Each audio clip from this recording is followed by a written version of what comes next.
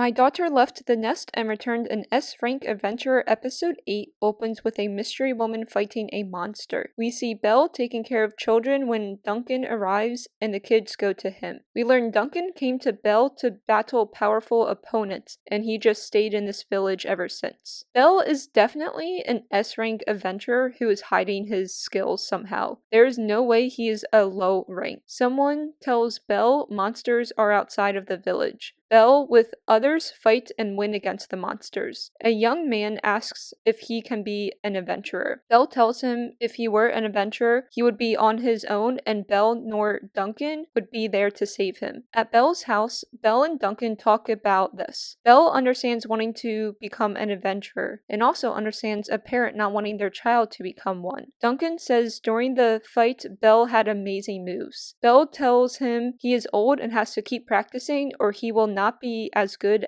as what he is. What Duncan says is so true. I do not know why 30 is the age everyone's body starts to break down, but Duncan can relate to Belle that being old and fighting is hard. Belle is a little older than Duncan and also lost a leg, so he also says it's harder for him. Belle tells Duncan Angeline is what makes him the happiest. Belle is summoned to the town center. Carrie shows Belle there is an elf there. Belle asks what the elf is doing. The villagers are afraid of the elf. They have never seen an elf before. But shouldn't they have heard stories? There are bad elves, but there's also good elves, and a general story many go with for elves are they are good with magic, they live in the woods, they live forever, and they're just generally good. They aren't bad. It's a little confusing why the village is afraid even if they never saw an elf before. The elf goes to Belle's house. Duncan tells the elf named Graham that he is living with Belle. So much changed from episode 7 to episode 8 that the short 10-second backstory did not explain in this episode. Graham is a hero. Duncan is excited to have met him. Graham tells them he is here looking for someone. She is a troublesome woman and is either in her rebellious stage of life or wants to live outside of her elf home area. This woman is going to be the woman we saw when episode 8 started. This woman elf is a noble, so yeah, she's in her rebellious stage right now. She is traveling alone to fight the Demon King's monsters. Duncan comments she must be powerful, fighting alone. Graham says for the Demon King's monsters, only those skilled in manipulation stand a chance against them. You can be a mage or have strong mana. The elves call the mana key. You use mana for a weapon as an extension of yourself.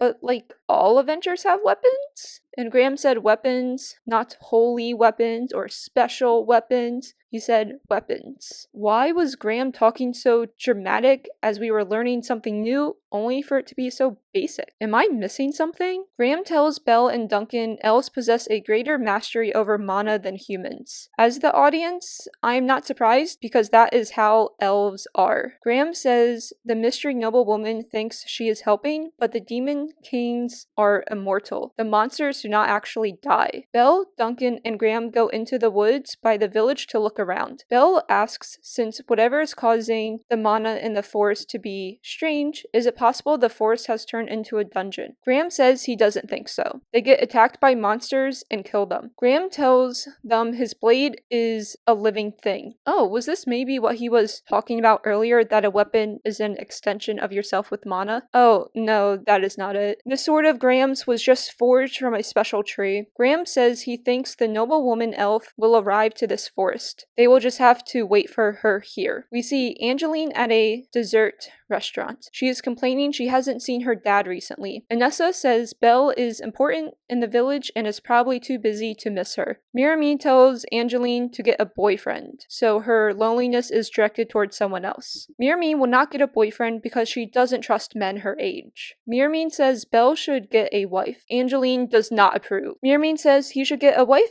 so he can also direct his loneliness. Angeline doesn't fight that, surprisingly. She says the wife will have to be motherly. She will look for a wife for her father. Mirami points out, what if Belle spends even less time with Angeline than before when he gets married? Angeline is sad about that, but moves on very quickly. She will find her own mother, who will be the wife of Belle, with the help of Anessa and Mirami. They go to the Adventure Guild so Angeline can have the beautiful Yuri marry Belle. And Angeline directly asks asks her, which is hilarious. Yuri says she wouldn't be a good fit for the strong, amazing Belle. The guildmaster interrupts the conversation. He stayed up all night doing paperwork. Yuri will review it. Angeline, watching these two, wants to know if they are flirting because it looks like they are. She directly asks them if they are dating. They both trust each other and it appears they have good chemistry. The guildmaster says they are not. They were in the same party, so that is why they are really close. Since for now Yuri is single, Angeline asks her to think about being with her dad. The guildmaster says Yuri should marry Belle and have Belle an adventure again. Yuri does not like that idea. From this interaction, Yuri and the guildmaster have some type of either denial of romantic feelings going on or something. I think they should date. Mirmin and Anessa tell Angeline they should go somewhere else. They go to their house. They live in a church that is also an orphanage. The woman in charge is cute and great with kids. Angeline directly asks her, Rosetta, if she would get married. Rosetta says not really. Angeline says she can set Rosetta up with her father. This makes her blush. She maybe will think about it. Belle returns home and Graham and Duncan will be in the forest on lookout by themselves. Belle is asked if Graham likes this place. I don't know why this is a question. Graham isn't Duncan, who recently started living here. Graham is just here to do business. Belle says he thinks Graham likes the village. Belle is told to go to the far fields. This is where the noble elf woman is. She complains how humans are rude from running away from her. Belle asks if she is the noble elf, and the answer is yes. She gets mad and asks Belle how he knows. Her stomach growls, and she eats lunch at Belle's. Belle tells her Graham is in this village. That is how he knew about her. The noble elf woman gets ready to leave. Her name is said by Graham, who enters Belle's house. Her name is Marguerite. Marguerite wants to be acknowledged by her father and runs away. Graham says it is his fault for telling her about his accomplishments. Graham is the hero after all. Graham goes after her. Angeline had no luck today on finding a wife for Belle.